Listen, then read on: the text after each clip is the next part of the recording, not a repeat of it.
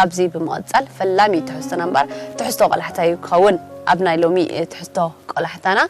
أب وطا هاجر زقمطو زيغاتات نهاجراو محبرسون كلان كينات تغادلتي إرترا بقصالي حاجزات يغبرو زبل تحسو يكون بزا أغاطامي نزوم قدوسات ولنتنياتات مسغانا يغبؤوم يمو ملو تحسو بحبار نكتاتلو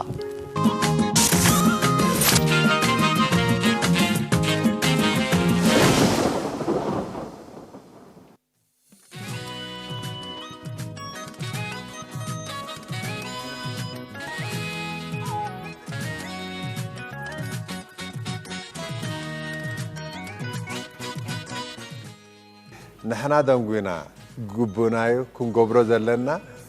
انسوم زياده نفسوم زوفيو نحنا غنزبنا توفيناسي زمطاطن كمان ايكونن سلازي هيوتو زوفي غنزبو زوفي كلتب بعينتيو مسغانا زغبومسي اتوم تسويوم زترفو ازيوم بهيوتهم سنكيلوم دلو اتوم اب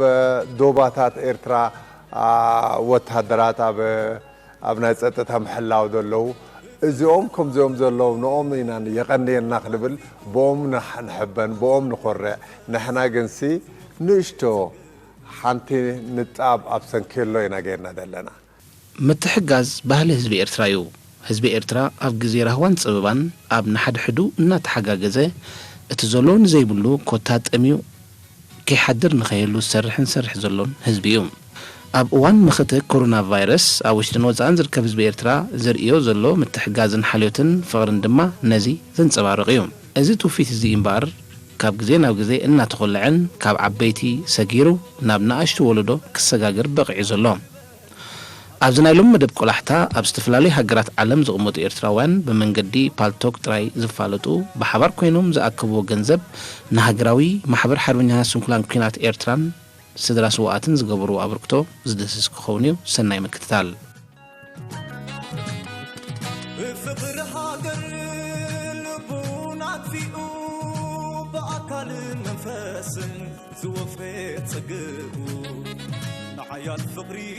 أبزوان زي تكنولوجيز فترو زلو عدلات أب كلون تفتاتي وطنا زمزو زلو لوطن ممحياشن كالي لايكونان تكنولوجي كابز حليفو أما حبراو من رخبيتات فتيرو زلو نحوار معدن تبتسحنة دما أب بزحبوتات عالم فحزب الهزبي كالرخبن نحاد حدو أب زرخبو قدات إهن مهن كبها الحقي زلو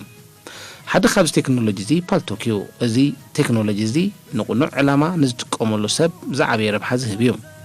زومنا هجرام محبر حرمنيها سمكلان كينات إرتران سدرا سواتن أبركتوز قبور إرتراوان بسم EPLF هجدف بيجنز بحال سمستر مفوخينم كاب كتشان عسر شدشانات حيزوميم أب قدات هجرام كنت فوز جمروم كموتيث نايتي كتسألخ قبروت صنحو كينيوتي بستفلالي من قدب قدا هجرام زنطفو كاوز عابين حلنا وعقبت كرخ بلو زخولون أبركتو كقبرو ترادو بالتو كاب تسعات تجميرو إذا خجمر كله خا خم تزبله كده نبر ناي محبراوي قداي كم زين علال عاد تصنبو سب مس حدا تراخب انت الله ورا كمان ناي ما حبر سباوي كمو خا ناي بوليتيكا كمو زع مسألة سبي علل تصنبو سب مسيوسي أبو أي تراخب إني خاب الصراحة بكله سلازبرته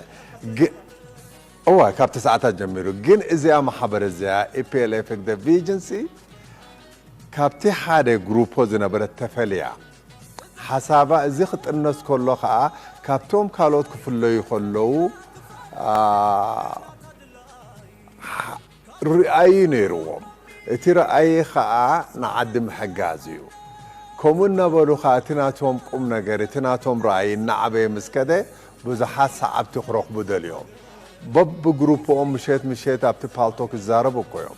إذا ناتنا بينايا فلويز جبرا خا فقرة عدي بفقرة عد زنودو إرتراويان يوم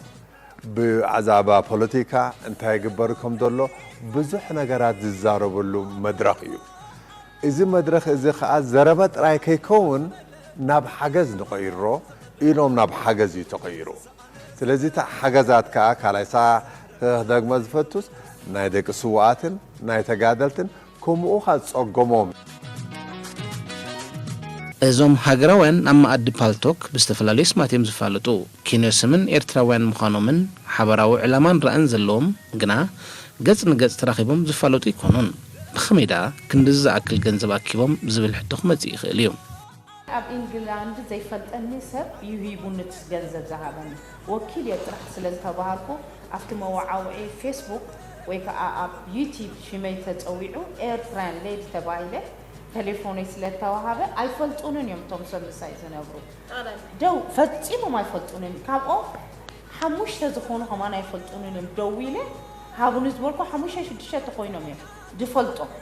እቲ ካልእ ሰብ ግን ቴሌፎንካ ደው ኢሉ ኣብ ዳሻኸ ቆፂሩ ዝበካ ኣድሊቱ ትጠሮ ደይ ሰምዕና ድብሉ ከዓ መዓት እዩ በዚ ህዝቢ እዚ ዝተኾርዕ ኢኻ ሰኣን ፍልጠት ዳ እምበር ፍልጠት ዘለዎ ሰብሲ ኣይከፍልኒ ኣይሂብን ንስንኩል ኣይብልን ኣይሂብን ንደቂ ኣድስዎ ኣይሂብን ንወድስዎ ኣይብልን ግን እቲ እምነት ናይ ኤርትራውሲ ብጣዕሚ ይገርመካ ሓንቲ ሃገር ጥራሕ ኤርትራውነት ጥራሕ ኩላትና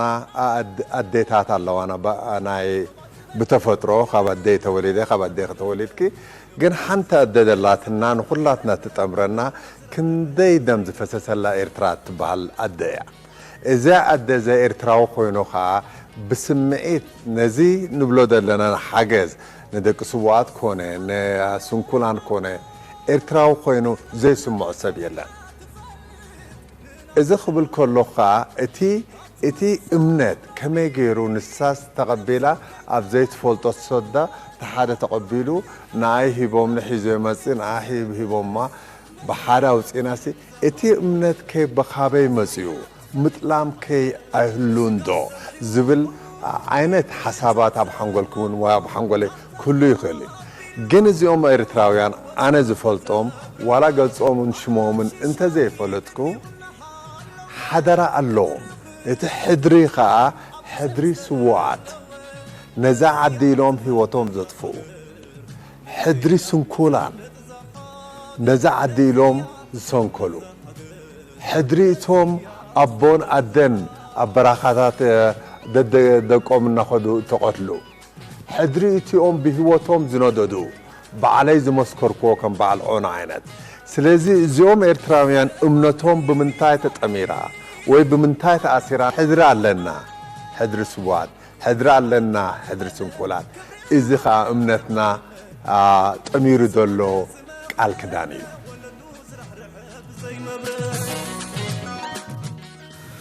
ኣብ ማኣዲ ፓልቶክ ሓበራዊ ዕላማን ራእን ዝዓጠቑ እዞም ሃገራውያን ብዘይካዚ ናይ መወዳእታ ዘበርክትዎ ሓገዝ ኣቐዲሞም 2 ግዜን ልዕልዩን ሓገዛት ገይሮም እዮም ዝገብርዎ ኣበርክቶ ድማ ንሕልንኦም ንምቕሳንን ጾር ምእላይ ስንኩላንን ስድራ ሰማዕታትን ንመንግስቲ ጥራይ ዝምልከት ስለ ዘይኮነ ኣብዚ እጃሞም ንምርካት ይኽእሉ ድማ ይገልጹ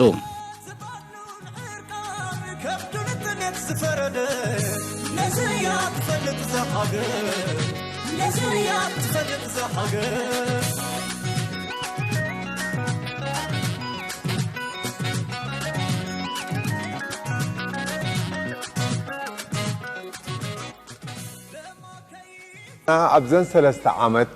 ዝኸውንሲ ዓሚ 120,000 ኣቲና ንስንኩላን ከምኡ ኸማ ንስዋዓት እውን ሂብናያና ዋላቲ ገንዘብ ቁፅሩ እንተዘይዘከርክዎ ንስዋዓት እውን ኣትዩ ሎም ዘመን 187,238 ሳንቲም ከዓ ንስንኩላት ሒዝና መፂና ኣለና ብጠቕላላ እንድሕሪናዮ ንኻልኦት ቤተሰብ ከም ወይዘሮ ኣስካሉ ኣብ 44 ትነብር ናውን 11,000 ሓቢሉ ሂብና ናቶ ዑመር ዝበሃል ደቁ ዝሓመምዎ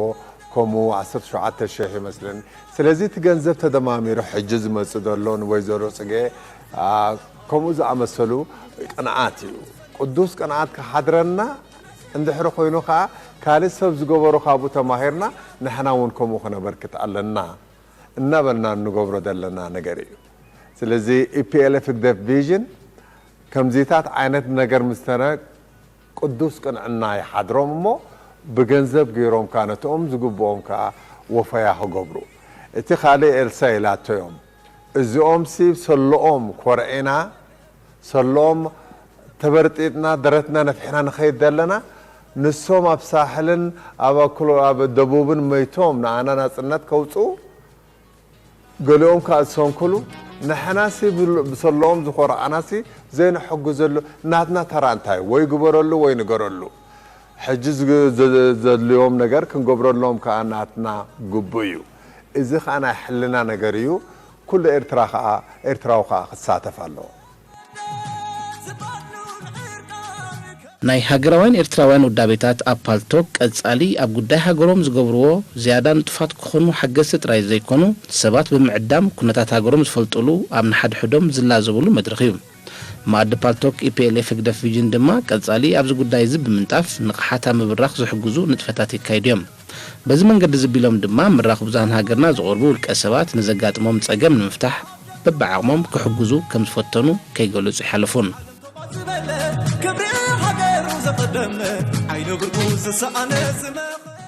ምጅማር ሙዳእ ኣይኮነን እዞም ኣብ ኢፒኤልኤፍ ህግደፍ ቪዥን ሩም ኣብ ፓልቶክ ብሓባር ተጠርኒፎም ዘለዉ ኤርትራውያን እቲ ዛጊታ ካይደሞ ዘሎ ኣበርክቶ ኣብ ቀጻሊ ክዕብይዎን ካብዚ ንላዕሊ ንኽጓዓዙ መጻኢ ሒዞሞ ዘለዉ ንጥፈት እዩ ኣብ ዝገብርዎ ንጥፈታት ድማ ዓወትን ኣሳልጦን ንምንየሎም ካትማር ክሳብ ሎሚ ነፍሱ ከይፈቐደ ዝባድሉ ንዕርቃን ከብዱን ነፍስፈረደ نزيا تفلت زحقة نزيا تفلت زحقة